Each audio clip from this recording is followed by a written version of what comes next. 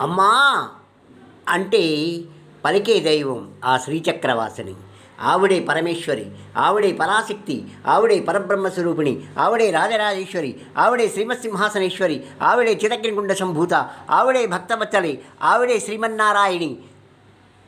ఏ పేరుతో పిలిచినా అమ్మ స్వరూపమే మనకు కనపడుతూ ఉంటుంది.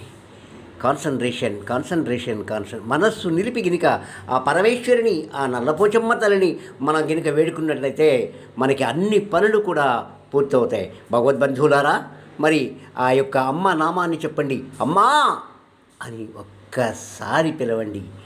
ఆ అమ్మ మనని అనుగ్రహిస్తుంది. చూడండి, త్రిశూలధారిణి నమః. త్రిశూలంతో ఆవిడ చక్కగా కూర్చొని ఉన్నది.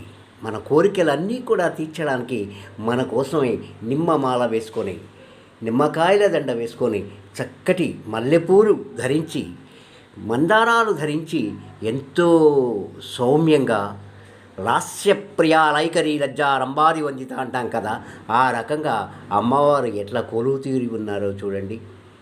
నల్లపోచమ్మ తల్లి, రసుడుపుర నల్లపోచమ్మ తల్లి స్వయంభూ.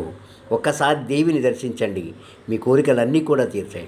మీరు ఏ ఊరిలో ఉన్నా అమ్మా రసుడుపుర నల్లపోచమ్మ తల్లి నమః అని ఈ మంత్రాన్ని కనుక ప్రతిరోజు 11 సార్లు చదువుకున్నట్లయితే మీకు గ్రహ దోషాలన్నిటినీ కూడా తొలగిపోయి అన్ని పనులు కూడా పూర్తవుతాయి. మరి సెలవా, మీ నామాల స్వామి అందరి వాడండి.